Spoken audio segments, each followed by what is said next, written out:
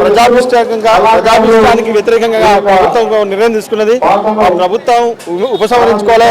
ఎందుకంటే జనవాసాల మధ్య ఈ డంపింగ్ పెడితే రైతులకు కానీ, కర్షకులకు, కార్మికులకు, ఉద్యోగస్తులకు, హుజరాబాద్ పట్టణంలో సంబంధించిన అనేక మంది స్కూల్ పిల్లలకు కానీ, విద్యార్థులకు అందరూ కూడా తీవ్ర నష్టవాటిల్లే ప్రమాదం ఉన్నది. కాబట్టి దీన్ని వెంటనే ప్రభుత్వం ఎత్తివేయాలి.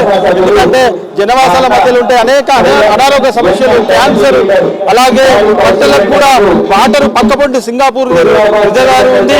దానికి సంబంధించిన 25 గ్రామాలు కూడా తాగునీటికి సంబంధించి రిజర్వాయర్ పనిచేస్తుంది. అది కూడా కలుషితమైన ప్రభావం ఉంది. పక్కపొంటి ఎల్ఎండి వాటర్ కూడా ఎస్ఆర్ఎస్పీ కెనాల్ ఉంది. దాని ద్వారా కూడా పంట పొలాలు నీరు పోతే కలుషితమవుతాయి. కాబట్టి ఈ ప్రభుత్వం దీన్ని వెంటనే ఆపివేయాలి. ఇక్కడ ప్రజలందరూ కూడా వ్యతిరేకిస్తున్నారు.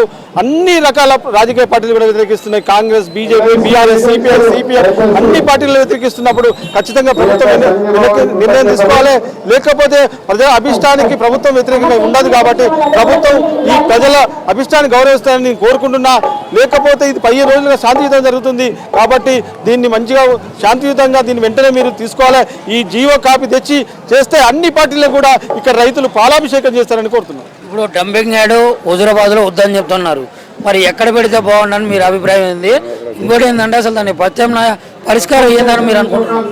ఇక్కడ 7 కాన్స్టిట్యూన్సీల చెత్త ఈ జనవాసాల హుజరాబాద్ లో పెడితే చాలా ప్రజలకు ఇబ్బంది ఉంటుంది. కాబట్టి ఇక్కడ ఫారెస్ట్ అడవులలో చూసుకొని అక్కడ పోస్తే అందరికీ అక్కడ ప్రజలు ఉండరు. కాబట్టి ఎలాంటి అనారోగ్య సమస్యలు ఉంటాయి. కాబట్టి జనవాసాల మధ్య వద్దు, డంపింగ్ యార్డు కావాల్సిందే. కానీ ఇక్కడ వద్దు, జనవాసాల వద్దు, ఇక్కడ ఫారెస్ట్ అడవులలో పెడితే బాగుంటుందని కోరుతుంది. అప్పుడు జంతు ప్రేమికులు ఉంటారు, వాళ్ళు ఇప్పుడు జంతువులు ముఖ్యమా, మనుషులు ముఖ్యమా అంటే ఒకసారి ఆలోచన చేసుకోవాలి.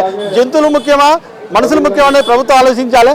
దానికి అంటే మంచి వాళ్ళే కుక్కలు అంటేనే వాళ్ళు కుక్కలను ఎందుకంటే అని చెప్పి మీరే అడవిలో పెడతా అంటున్నారు. ఇప్పుడు మనుషులకే దిక్కు లేదంటే మనిషి ఉంటేనే కదా కుక్కలకైనా జంతువులకైనా ఏదైనా పెట్టేది. అసలు మనుషులే పోతుంటే, మనుషులే ప్రాణాలు కల్పిస్తుంటే ఎలా ఉంటుంది ఒకసారి మీరు ఆలోచించాలి. మేము కూడా జంతు ప్రేమికులుగా మేము ఉండాలంటే మేము ఆరోగ్యంగా ఉంటేనే కదా జంతు ప్రేమికులు అనేది ఒకటి ఆలోచించాలి.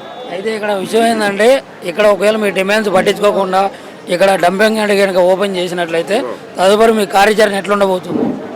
ఇక్కడ ప్రజల అభిష్టానికి వ్యతిరేకంగా కూడా ప్రభుత్వం అట్టే నిర్ణయం తీసుకుంటే ఈ శాంతి ఉద్యమం అహింసాయుతంగా మారుతుంది. కాబట్టి ఎందుకంటే దీనికి కార్యాచరణ ఏంటంటే ఇక్కడికి వస్తే టెండర్లు వేసే పరిస్థితి రానియరు, కాంట్రాక్టర్లు రానియరు, జేసీబీలు రానియరు, బుల్డోజర్లు రానియరు.